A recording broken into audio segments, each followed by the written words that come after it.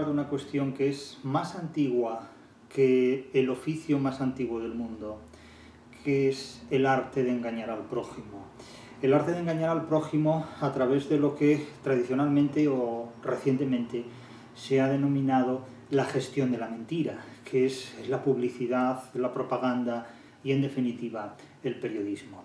Voy a referirme aquí al decálogo que una persona como Pedro Baños ha convertido en el corazón de mucha de su actividad que actualmente desarrolla en medios y en redes sociales.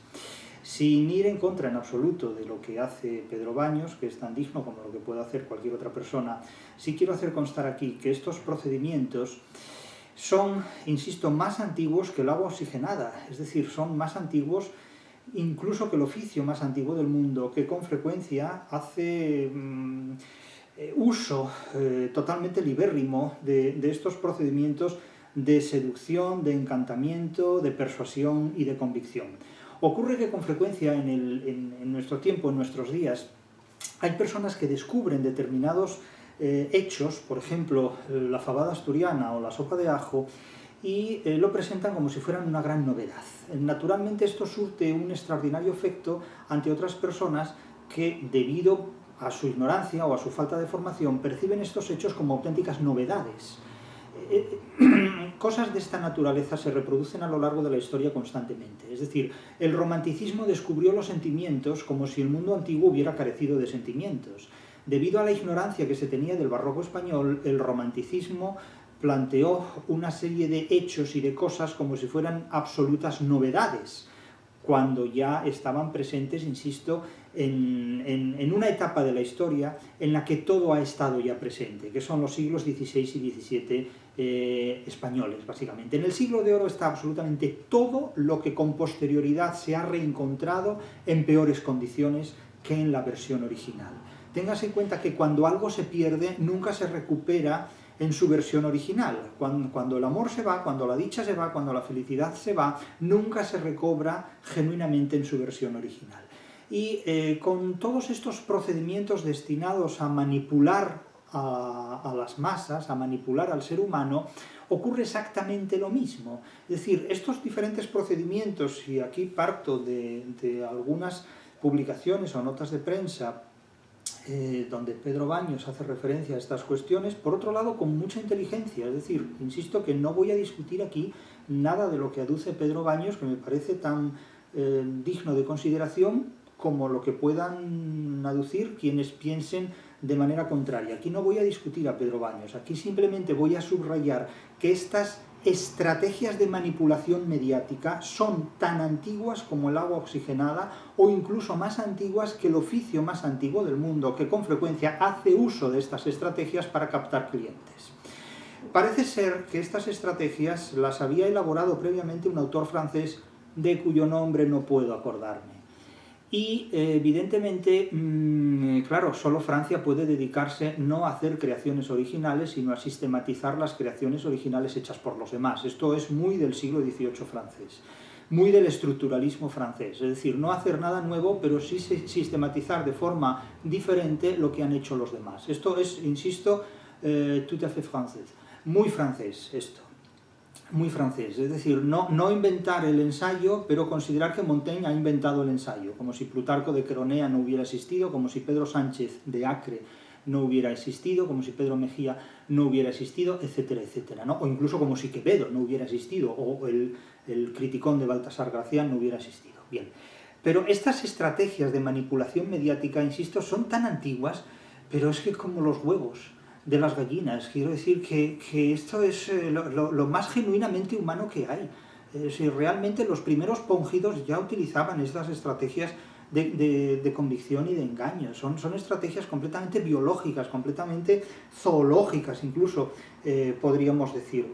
Y vamos a enumerarlas, son 10, podrían haber sido 14, 18 o 7000, pero son 10 sintetizadas por este francés, de las que Pedro Baños hace referencia de manera pues muy inteligente, muy coherente, pero insisto, son más antiguas que el mar Mediterráneo, completamente. Entonces, claro, el problema que tiene mucha gente cuando se enfrenta a este tipo de cuestiones es que ignora de manera absolutamente radical los contenidos de su propia historia, los contenidos de su propia tradición histórica y cultural, de tal manera que busca en la anglosfera soluciones a cuestiones que ya están solucionadas en la hispanosfera, pero no las ve. Es decir, se dedican a leer las teorías de los economistas que escriben en inglés, las teorías de los críticos literarios que escriben en inglés, los cuales suelen plantear problemas que ya llevan resueltos siglos en la tradición hispano-greco-latina, pero como no se conoce la tradición hispano-greco-latina, se cree que esos problemas los ha resuelto la anglosfera, cuando en realidad no solo no los ha resuelto, sino que ha planteado soluciones falsas, porque ha planteado problemas que en efecto exigen soluciones igualmente falsas.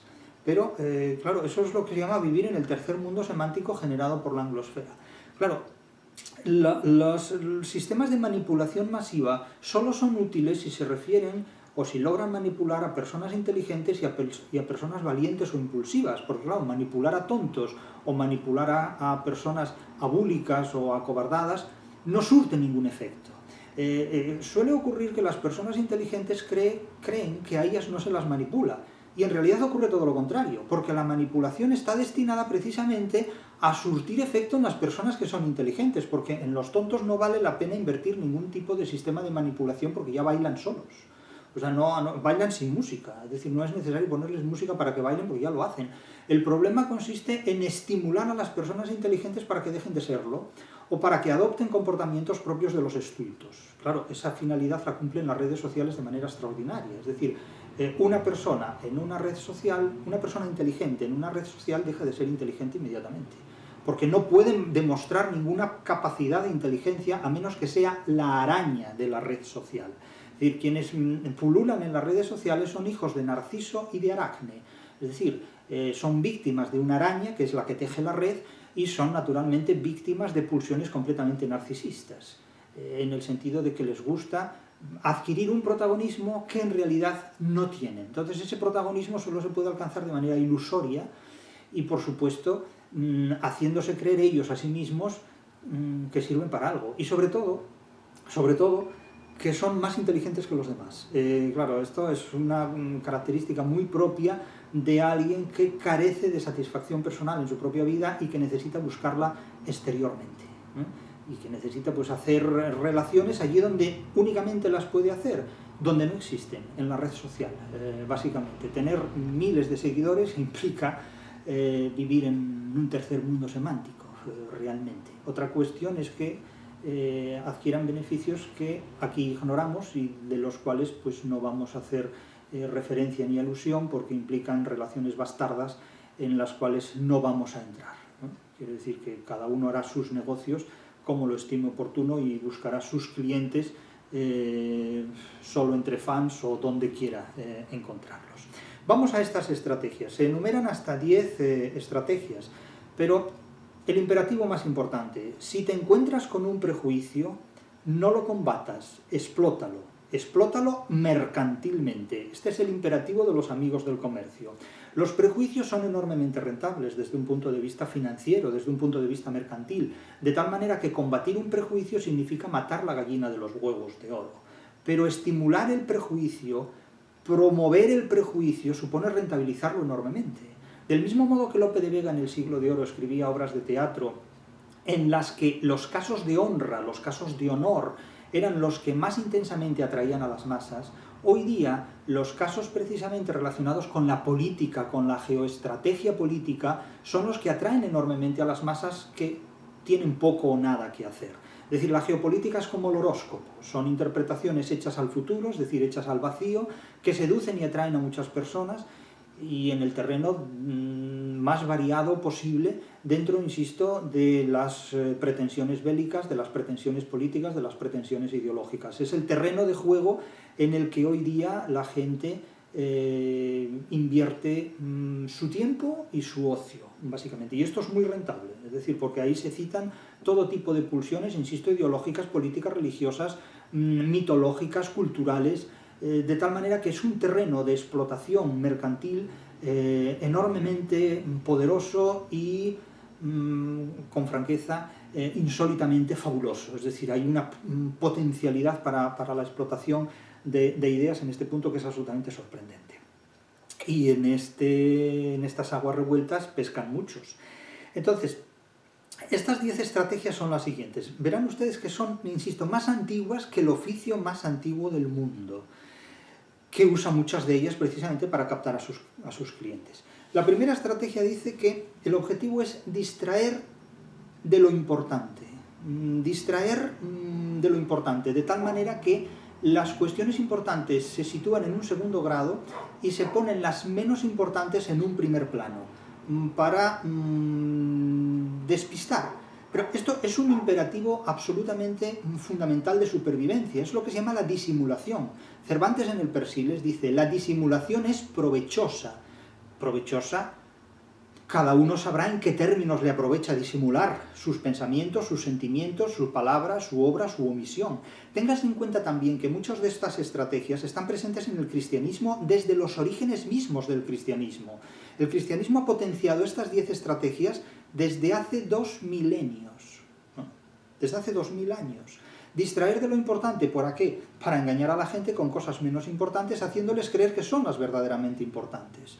Es decir, al que quiere saber, poquito y del revés. Este es un imperativo de supervivencia y de disimulación provechosa. Claro, lo que hace Cervantes en las novelas ejemplares es precisamente esto. Decir que sus novelas son ejemplares, moralmente. Y resulta que los protagonistas de sus novelas ejemplares, que son aristócratas, son lo más inmoral que hay en los siglos XVI y XVII. Pero Cervantes siempre dirá que el Quijote es una obra destinada a criticar y combatir los libros de caballerías, cuando en realidad es una obra destinada a combatir la actitud de los idealistas, encarnada sobresalientemente en los libros de caballerías. Es una forma de despistar, de tal manera que la literatura, que es una trampa para quien no sabe razonar, se abre camino evitando la censura de los necios. Los necios son los que primero censuran, los necios son los que primero lapidan. ¿Por qué? Pues porque no toleran que alguien sea más inteligente que ellos. ¿Qué es lo que tiene que hacer la inteligencia para sobrevivir? Disimular. ¿Por qué surge el gongorismo y el culteranismo? Porque Góngora pretende razonar sobre lo mitológico en unos términos que el sentido religioso de su tiempo no permitiría, y tuvo que hacerlo culturalmente, es decir, a través de lo que llamaríamos, bueno, pues la poesía culteranamente, tendríamos que decir, culturalmente, en un sentido más moderno, de tal forma que hay que potenciar aspectos culturales de una poesía para hacerla ilegible a determinados necios. Otra cosa es que Quevedo, entre los inteligentes, percibiera eso como una ofensa al conceptismo. ¿Por qué surge el surrealismo? Porque se pretende razonar de una manera que se sustraiga a la mentalidad de los necios, que podrían censurar esa forma de ver las cosas más allá de las apariencias. ¿Por qué triunfa el siglo de oro? Porque pone el dedo en la llaga del desengaño. Es decir, para sobrevivir en un mundo hostil, lo primero que hay que hacer es reconocer la hostilidad que nos amenaza, que amenaza nuestra supervivencia. De tal manera que distraer de lo importante es la estrategia fundamental de cualquier enemigo ante un objetivo que hay que destruir o que hay que abatir o batir, como se quiera decir esto. De tal manera que, si ustedes leen las novelas ejemplares de Cervantes, verán que Cervantes dice que sus novelas son totalmente inocentes, que tratan simplemente de distraer, porque no todo es rezar, y de vez en cuando la risa o el solaz, ¿verdad?, o el contento o el deleite, pues es muy saludable. Pero es que en las novelas ejemplares de Cervantes, en realidad, lo que hay es una crítica feroz y terrible contra determinados planteamientos y procedimientos, pero para hacer invisible esa crítica se utiliza la literatura. La literatura es en este punto un discurso que proporciona muchas más libertades que cualesquiera otros, como la religión, la filosofía y la política, que con frecuencia han tratado siempre de limitar las libertades de la literatura. Por lo tanto, este planteamiento de distraer de lo importante está presente en todos los clásicos, indudablemente. Segundo planteamiento, crear problemas y después ofrecer soluciones. Lógicamente. Es decir, los falsos problemas exigen soluciones también falsas. El cristianismo creó falsos problemas precisamente para presentarse como el antídoto de esos problemas. Quien genera el virus es porque ya tiene antes el antivirus, si no, no es rentable el antivirus, evidentemente, y el mejor antivirus es aquel que trata de subsanar un virus inteligentemente o artificialmente diseñado para ser combativo, si se permite esta pasiva, para ser combatido por el antivirus que... ¿Quién construye el mejor antivirus? Pues aquel que conoce mejor el virus que él mismo ha construido. Es decir, la verdad está en los hechos, la verdad está en la fabricación misma de ellos. Por lo tanto, los falsos problemas naturalmente exigen soluciones también falsas, y esta argumentación, este procedimiento, es sobre todo muy eficaz y muy competente en personas o en sociedades que adolecen de un tercer mundo semántico, es decir, que adolecen de una falta de formación que les permite identificar un problema como un falso problema. Claro, la literatura presenta constantemente falsos problemas. ¿Para qué? Para distraer de lo importante, como se decía en el primer punto de los que se exigen. Es decir, el Quijote dice, se ha escrito para combatir los libros de caballerías. Es falso, esto es mentira completamente. ¿Pero qué ocurre? Ocurre que distrae de lo importante, porque lo importante es una crítica contra los idealistas. No hay más idealistas que los idealistas religiosos del siglo XVI y XVII. Hoy día no hay más idealistas que aquellos que pretenden subordinar la vida del ser humano a la búsqueda de la felicidad. Eso es ya crear un falso problema, porque la vida del ser humano consiste en vivir sin echar de menos la felicidad, no echándola de menos constantemente. Por lo tanto, claro, crear falsos problemas exige disponer y elaborar soluciones igualmente falsas. Por esa razón, la enseñanza de la literatura es enormemente importante, porque la enseñanza de la literatura exige al ser humano identificar los falsos problemas, identificar lo importante para que nadie nos distraiga de lo importante, saber que el Quijote no se escribió para combatir los libros de caballerías, como dice el propio narrador, sino que se escribió para combatir a los idealistas. Y ocurre lo más irónico del mundo, que los idealistas creen que el Quijote es una obra escrita para ellos, cuando es una obra escrita para reírse de ellos. En definitiva, el humor del Quijote, la crítica del Quijote, la sátira del Quijote no es contra los libros de caballerías, es contra los idealistas, contra aquellos que se creen que tienen que vivir realizando sus sueños. Sí, los que viven realizando sus sueños convierten la vida en una pesadilla, en definitiva, porque los sueños de los idealistas solo producen insomnio, en definitiva, eso es lo que hay.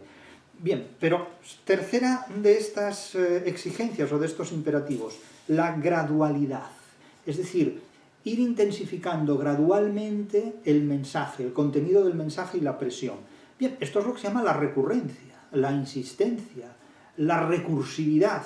La recursividad es la reiteración de formas, de procedimientos, y la recurrencia es la reiteración de contenidos, de tal manera que si intensificamos las formas, la frecuencia de las formas, de los procedimientos, de las técnicas, si intensificamos la frecuencia de los contenidos, del mensaje, de los temas, tenemos un kitsch cada vez más sólido, cada vez más fuerte, cada vez más consistente, cada vez más difícil de reemplazar. ¿Por qué? Pues porque la gente no es capaz de interpretar otra cosa que aquello que conoce. Al ser humano le cuesta muchísimo trabajo aceptar, asumir, digerir lo desconocido, porque lo desconocido, por su propia naturaleza, causa temor, causa miedo. No es necesario demonizar lo desconocido, porque lo desconocido nace ya demonizado.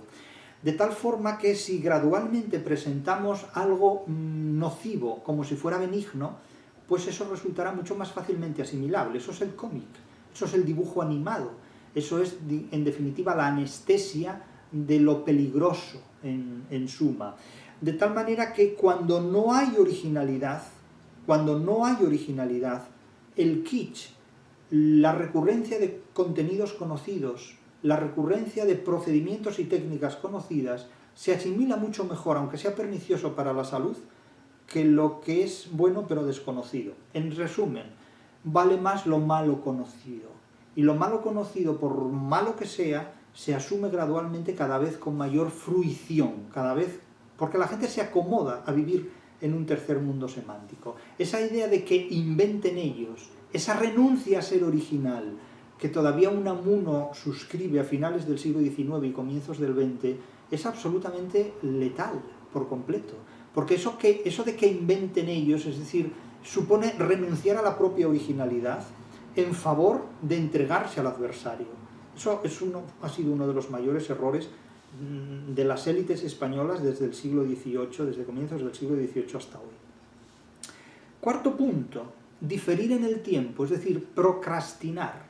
aplazar siempre las soluciones reales a los falsos problemas, demorar la solución, dejar que el tiempo resuelva las cosas. El tiempo no solo resuelve las cosas, el tiempo lo único que hace es imponer la voluntad del más fuerte con el menor coste para el que impone, como fuerte que es su propia voluntad. Es decir, poner en manos del tiempo la solución de los problemas significa rendirse, significa entregar al adversario, entregar al enemigo lo que somos, dejarse llevar, dejarse seducir, como las mujeres entregaban al Don Juan, que las seducía simplemente para destrozarles la vida, para destruir sus expectativas y para burlarse de ellas. Don Juan nace básicamente como un burlador, no como alguien que disfrute del amor de la mujer, sino como alguien que disfruta del engaño a la mujer.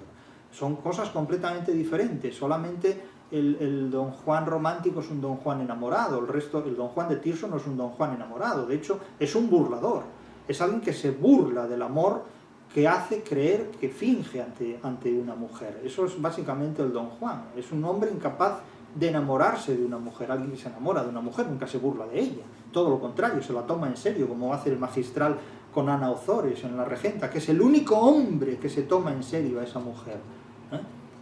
Es decir, solamente alguien que verdaderamente se enamora de una mujer se la toma en serio. De ahí que los curas fueran durante siglos los únicos que se tomaban en serio a las mujeres en la confesión. Hoy día ya las cosas han cambiado, o no, cada uno sabrá. Quinto punto, esta exigencia dice, tienen que ustedes que dirigirse al público, a las masas, como criaturas de poca edad, es decir, la infantilización de la sociedad, la infantilización de las masas, no tanto la rebelión de las masas, que por supuesto, sino la infantilización de las masas. La rebelión de las masas es una rebelión totalmente controlada por las élites. Quiero decir, las masas se rebelan hasta donde las élites lo permiten. Estaría bueno que fuera de otro modo. Es decir, la rebelión de las masas de la que habla Ortega es una rebelión de las masas diseñada por las élites, gestionada por las élites. ¿Para qué? Para hacer mercantilmente rentable la vida de las masas. De ahí la globalización y de ahí del consumo planetario. Si no, ¿de qué las masas iban a tener esta rebelión diseñada y perfectamente acotada? Las masas se rebelan tal como los experimentos de Skinner con las ratas disponían que las ratas se movieran y se rebelaran. Vamos, hombre, hasta ahí podemos llegar ahora, que sean las masas las que decidan cómo las élites gestionan sus movimientos, sus impulsos y sus quehaceres cotidianos.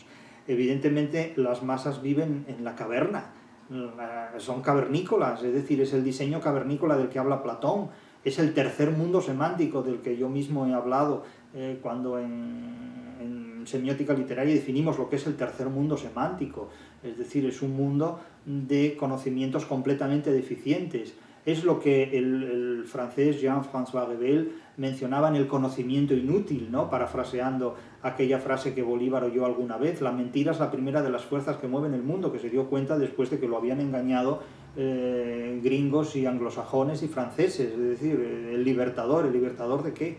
Si ha puesto Hispanoamérica a los pies de los bancos anglosajones desde entonces hasta hoy, es el procedimiento que siempre ha utilizado la anglosfera. Todos estos procedimientos, en definitiva, que consisten en hipotecar, literalmente hipotecar la vida del adversario, es el procedimiento que ha utilizado, sobre todo desde el siglo XVIII, el mundo de la anglosfera, en definitiva.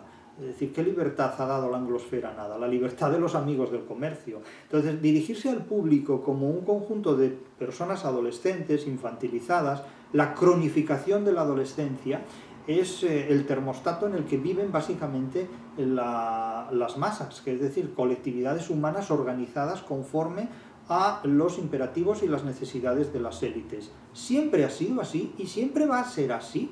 Es que descubrir que esto es una injusticia es descubrir un Mediterráneo completamente. ¿Pero qué esperan ustedes? ¿Pero qué esperan ustedes? ¿Que alguien les ceda el poder? El poder no se cede, el poder se conquista mediante el enfrentamiento y la lucha, abiertamente. Es decir, el mundo va a ser así, fue así toda la vida y seguirá siéndolo, completamente. O sea, no hay más historia que eso. O se pertenece al grupo de los explotados, o se pertenece al grupo de los explotadores.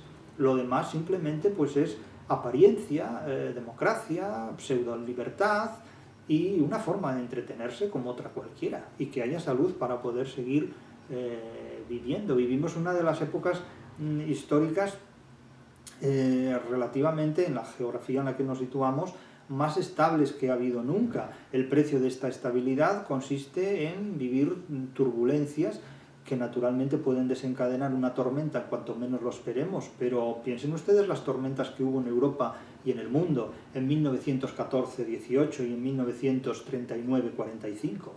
Claro, por mal que vivamos hoy, comparen ustedes esta forma de vida con otras anteriores. Lo que no sabemos es qué ocurrirá dentro de 10, 20, 30 o 40 años. Eso no lo sabemos. Pero probablemente nada nuevo. Nada nuevo si miramos históricamente hacia atrás. Sexta exigencia o sexto imperativo. Utilizar más la emoción que la reflexión. ¿Cuántas veces hemos hablado de esto? Es decir, las interpretaciones literarias que se remiten a lo sensible y que se limitan a lo sensible, impidiendo cualquier desarrollo inteligible. Lo sensible siempre por encima de lo inteligible. Es decir, la psicología es un invento anglosajón. Es un invento anglosajón que el mundo católico y que la tradición hispano-greco-latina no necesitó potenciar de ese modo, porque el mundo hispano-greco-latino vivió siempre en la exterioridad.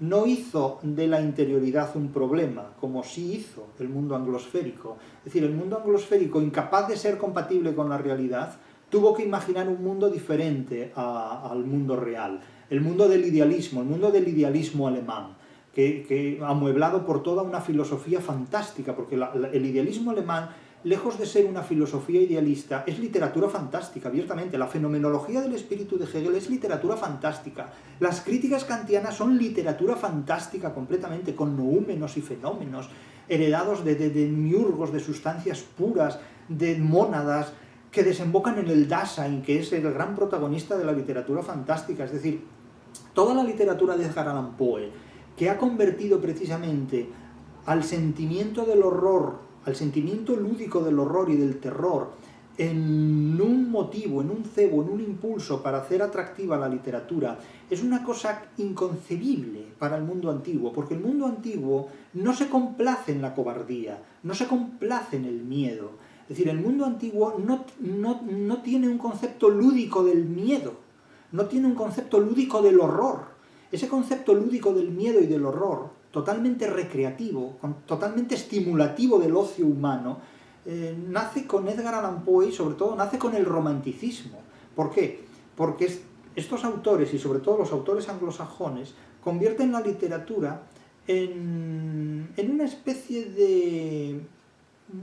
me van a permitir que lo diga, una especie de consolador, en una especie de instrumento que provoca emociones orgánicas, ¿no? Emociones orgánicas placenteras. Y entonces la gente lee la literatura, vamos a jugar al horror. Entonces, en vez de ver una película de terror, leemos un cuento de Edgar Allan Poe. Pero son cuentos para adolescentes, completamente. Es decir, eso es una cosa que considerar eso literario depende del traductor. O sea, depende del traductor. Si el traductor lo traduce de manera literaria, pues a lo mejor puede tener algún componente literario.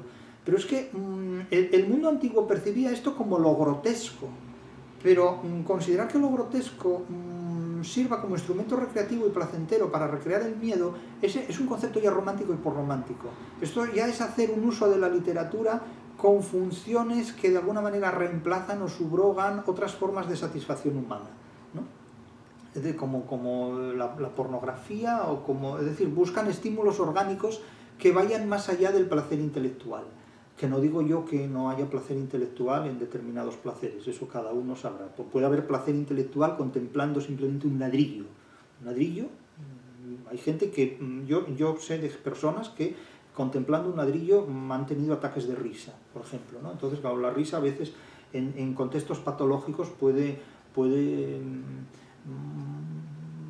ser un material psiquiátrico de gran importancia, porque dime de qué te ríes y te diré cuál es tu capacidad intelectual, indudablemente. Entonces hay gente que mira un ladrillo y se parte de risa. Amén. No hay más que añadir.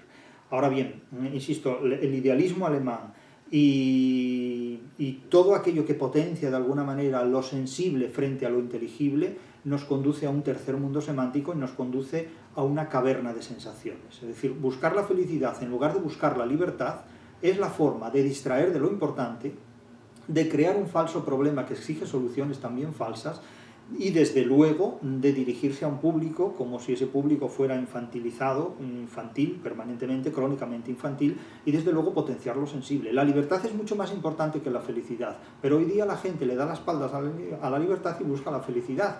Buscar la felicidad es como buscar un fantasma a mediodía. O se inventa o no existe. Pero, bien. Punto séptimo, este es muy explícito, mantener al público en la ignorancia y la mediocridad. Pero eso se ha hecho siempre, y además es muy fácil, porque las masas básicamente prefieren la ignorancia y la mediocridad al conocimiento y la exigencia.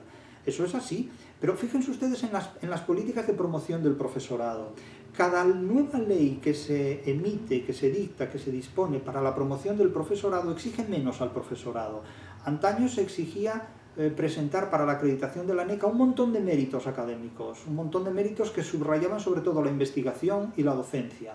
La docencia cada vez importa menos, sobre todo el contenido de la docencia de calidad, y la investigación ahora ya se ha limitado, de tal manera que lo único que importa es la valoración de la mediocridad en términos extraordinariamente ambiguos. Todo esto va a provocar que en los próximos años la mayor parte de las personas que se acrediten y se promocionen en la carrera académica sean justamente las más mediocres. Porque claro, evidentemente B contrata a B o a C, pero nunca contrata a A. Pues ocurre lo mismo, cuando un mediocre llega a un puesto relevante, se asegura de que no haya nadie a quien se vaya a contratar que sea más inteligente que el mediocre. ¿Esto qué supone? Supone una permanente degradación de los niveles de formación de quienes se van incorporando a esa estructura, de quienes se incorporan a esa estructura. De tal manera que, claro, hay que preservar siempre a la gente en un tercer mundo semántico y evitar que los inteligentes prosperen. Pero cuando prospera un inteligente, ese inteligente pasa automáticamente a las élites y pasa a servir a las élites siempre conforme a los imperativos que aseguran la preservación de las élites. Es decir, que no todo el mundo es ignorante y no todo el mundo es mediocre, pero evidentemente la cuestión es, ¿las masas merecen disponer de un conocimiento que cuando lo poseen no saben usar?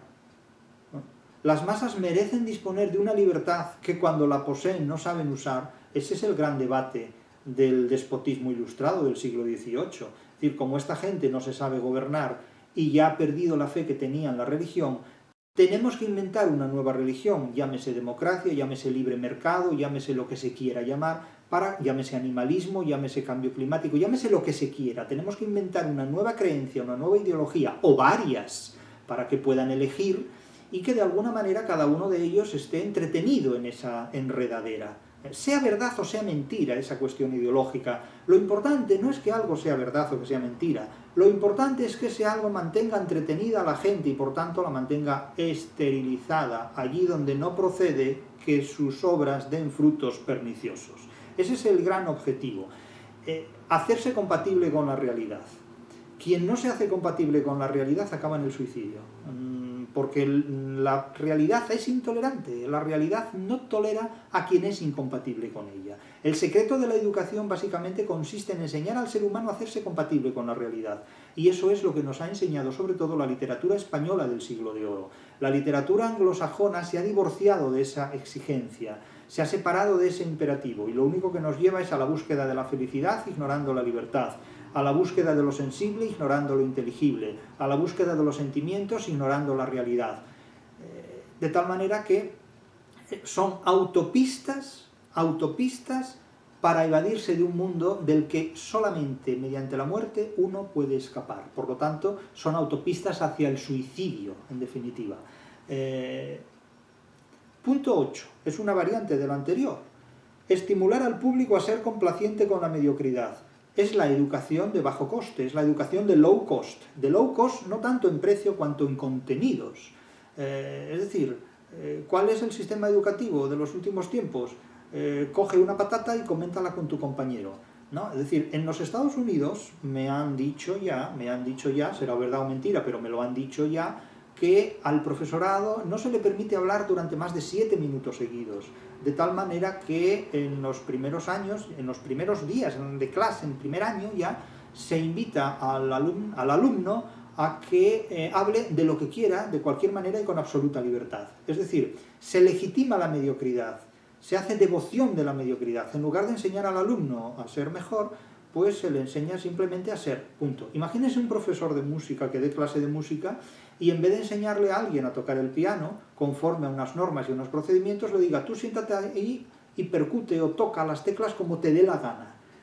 De tal manera que el chaval o la chavala, el alumno, estudiante de música, haga auténticas macarradas con el piano y el profesor le diga, eso es genial, eso es magnífico, porque eso es para lo que cobra el profesor actualmente, para ser un falso espejo que cuando el alumno se mira en él y le diga, yo soy muy listo, el profesor le diga, sí, tú eres listísimo, eres magnífico, eres excelente. En eso consiste el trabajo de muchos docentes en estos momentos, cada vez más todavía, de tal manera que no es que no haya libertad, es que no hay libertad para ser inteligente, que son dos cosas distintas. Uno tiene libertad para ser un necio conforme a las exigencias del logos imperante, pero lo que no hay es libertad para ser inteligente.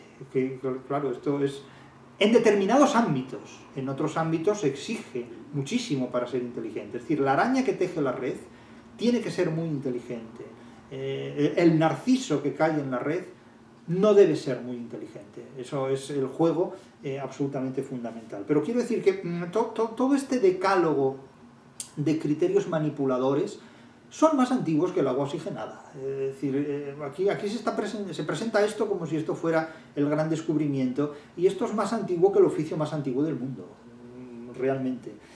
Después se habla de reforzar la autoculpabilidad. Se habla de autoculpabilidad. Reforzar la culpabilidad, no hace falta autoculpabilidad. Cuando alguien se hace culpable, no hace falta decir se autoculpa, porque es multiplicar por 2 la reflexividad, ¿no?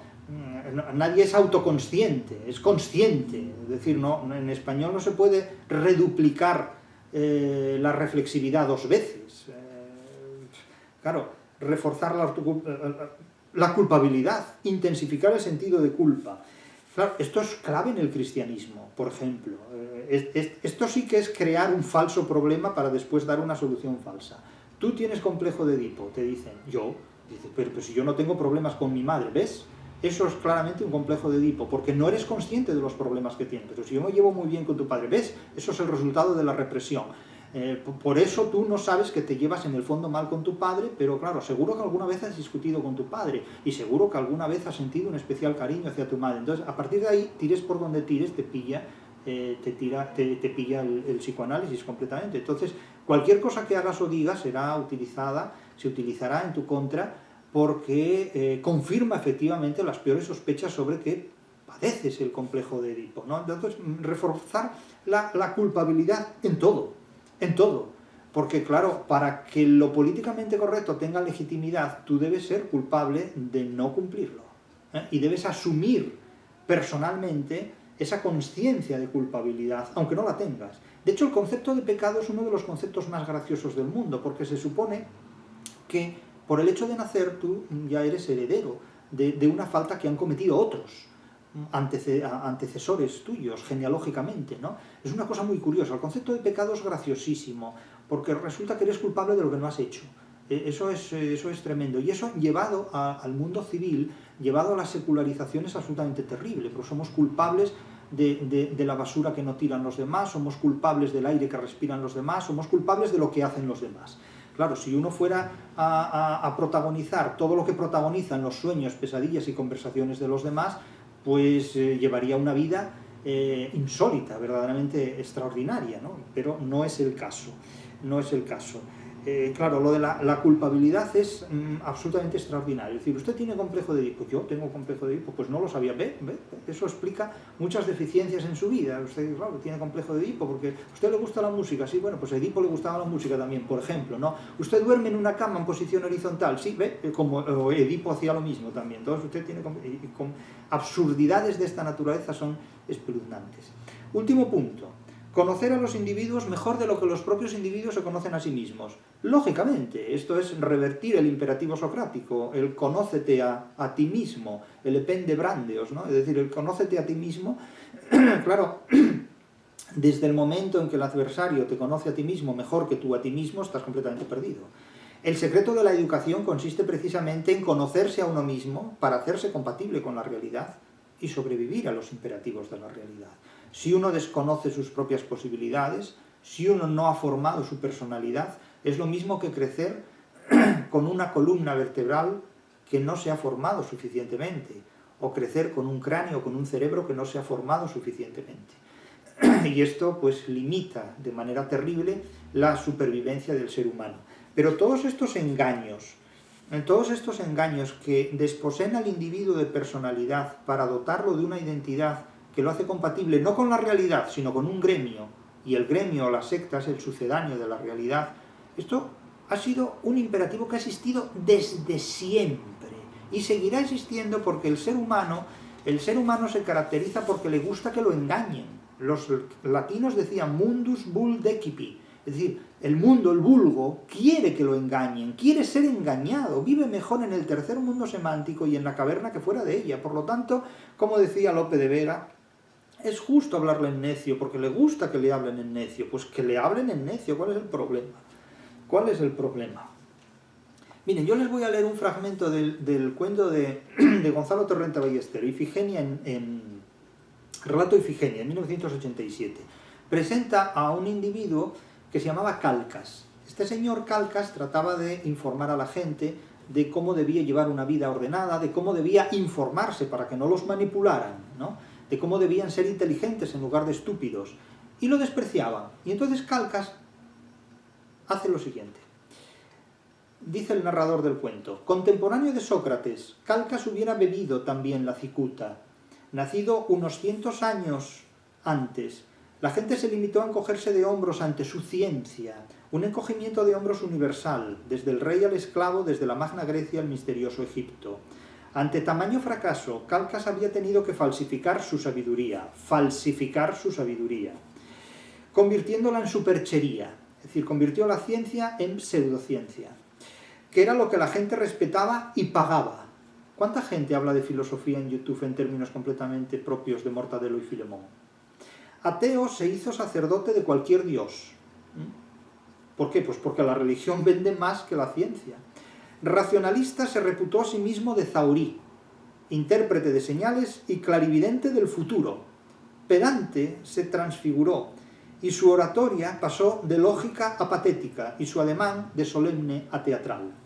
Tenía una figura enteca y arrugada, ojos vivaces y envidiosos, sonrisa amarga y falsa. Cargado con sus chirimbolos profesionales, iba de santuario en santuario, de plaza en plaza, de palestra en palestra, y en todas partes sorprendía al auditorio y le sacaba para vivir.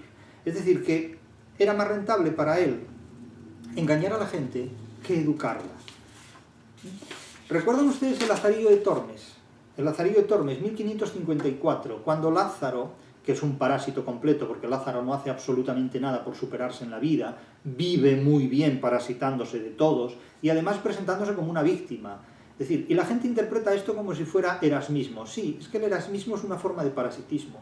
El erasmismo es una forma de parasitismo, porque lo que no era una forma de parasitismo fue lo que hizo Cervantes, que fue ir mucho más allá del erasmismo. Pero cuando la gente no ve más que erasmismo en todas partes, pues está muy bien, porque no necesita ser más que repetir lo que ya escribió Marcel Bataillon, en lugar de criticarlo. Recuerden lo que dijimos al principio: si encuentras un prejuicio, aunque sea erasmista, promuévelo, pero no lo combatas.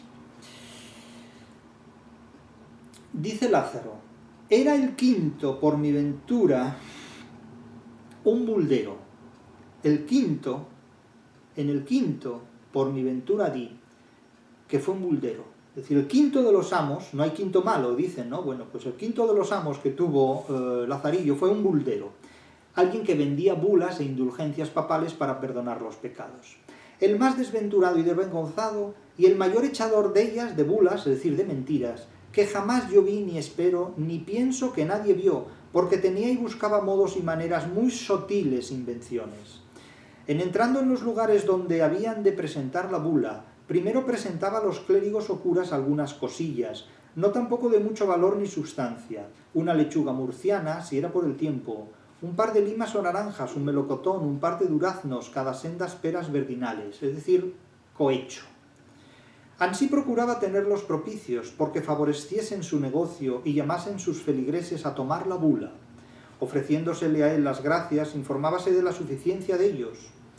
Es decir, trataba de ver hasta qué punto eran suficientes, notables o sobresalientes, es decir, cuál era su grado de conocimiento. Si decían que entendían, no hablaba palabra en latín por no dar tropezón, mas aprovechábase de un gentil y bien cortado romance y desenvoltísima lengua. Y si sabía que los dichos clérigos eran de los reverendos, digo que más con dineros que con letras y con reverendas se ordenan, hacíase entre ellos un Santo Tomás, y hablaba 2 horas en latín, a lo menos que lo parecía, aunque no lo era, es decir, simulaba hablar en lengua culta. Cuando por bien no le tomaban las bulas, buscaba cómo por mal se las tomasen, y para ello hacía molestias al pueblo, y otras veces con mañosos artificios, y porque todos los que le veía hacer sería largo de contar, diré uno muy sutil y donoso, con el cual probaré bien su suficiencia.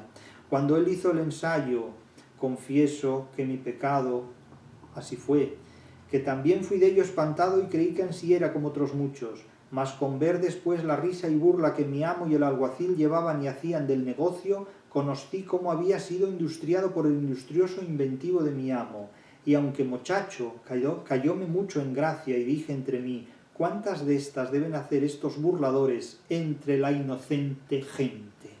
Bueno, pero es que la inocente gente no es tan inocente, porque la inocente gente es culpable de preservar en su ignorancia en muchos aspectos.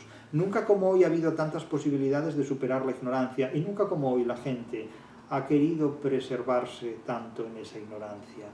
El engaño que hace el buldero es que en un momento dado finge una posesión diabólica, y cómo libera al diablo de ese cuerpo, lo que invita a todo el mundo a la compra de bulas, es decir, a la mercantilización de la fe, la mercantilización de la ideología, en definitiva.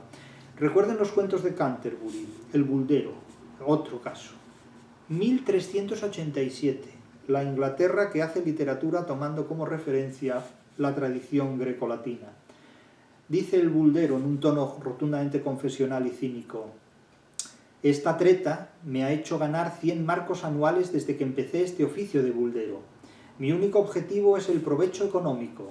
Ya los amigos del comercio, mucho antes de Lutero, ya estaban en funcionamiento.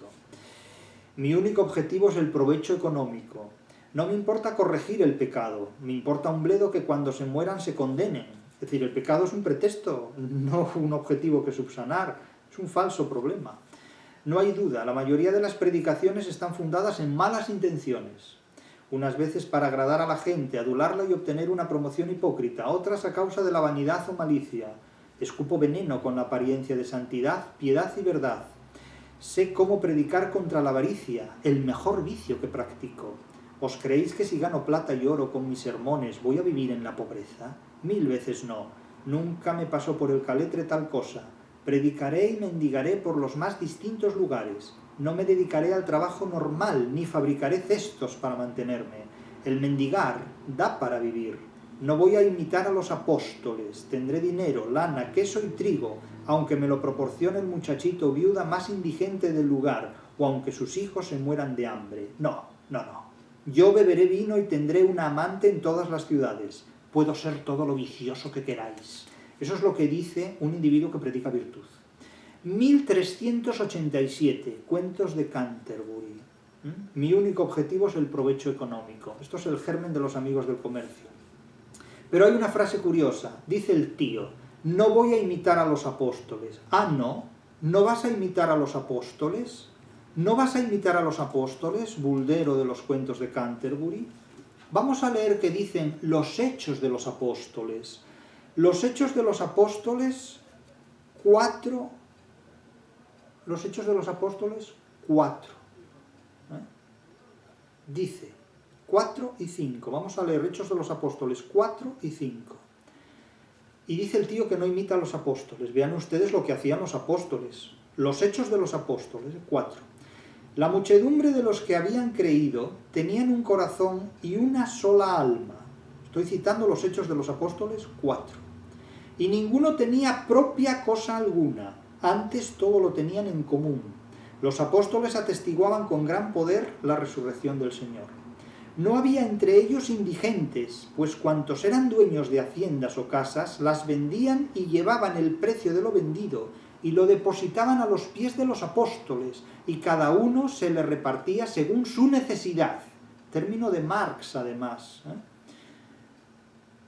José, el llamado por los apóstoles Bernabé, que significa hijo de la consolación, levita, chipriota de raza, que poseía un campo, lo vendió y llevó el precio y lo depositó a los pies de los apóstoles. El buldero dice que no imita a los apóstoles. ¿Y de dónde aprendió esta gestión de lo mercantil? ¿Dónde encontramos gente que venda su hacienda y nos dé su dinero? ¿Dónde? Pero cierto hombre llamado Ananías, y aquí viene la admonición, con Safira, su mujer, vendió una posesión y retuvo una parte del precio, es decir, una parte de la ganancia, siendo sabedora de ello también la mujer, y se llevó el resto a depositarlo a los pies de los apóstoles. Es decir, hizo una venta, pero no entregó todo a los apóstoles, sino que se quedó con una parte.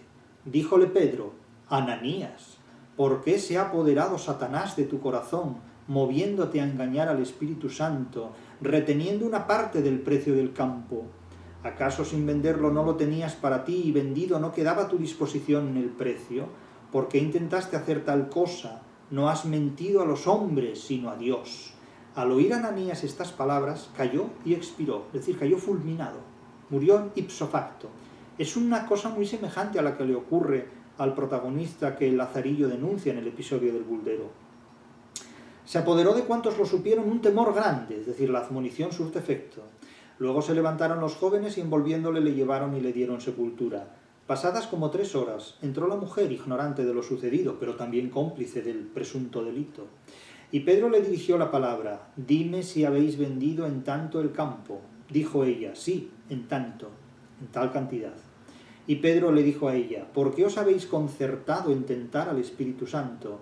Mira, los pies de los que han sepultado a tu marido están ya a la puerta, y estos te llevarán a ti. Cayó al instante a sus pies y expiró. Es decir, el que no colabora económicamente muere fulminado. Entrando los jóvenes, la hallaron muerta y la sacaron, dándole sepultura con su marido. Gran temor se apoderó de toda la iglesia y de cuantos oían tales cosas. Es decir, que quien no cumple con lo políticamente correcto en un momento dado ya sabe cuál es el destino que le espera. Esta forma totalmente manipuladora de organizar la ignorancia colectiva, es decir, se llama ideología. La ideología es la organización emocional de la ignorancia colectiva. Y a ella se entrega perfectamente a la gente porque, por otro lado, es una forma cómoda de vivir. ¿Y por qué no? ¿Por qué no? Si hay gente que le gusta vivir así, dejémosla vivir así. Si el mundo quiere ser engañado, engañémosle. Es lo que sostienen estos puntos de vista y estos criterios. De manera que da lo mismo que la gente conozca el decálogo perfectamente de los 10 puntos fundamentales de la manipulación. ¿Y qué más da? ¿O es que se encuentran mejor trabajando, exigiéndose conocimientos y formando parte de las élites? El pueblo es mayoritario porque el mundo quiere ser engañado.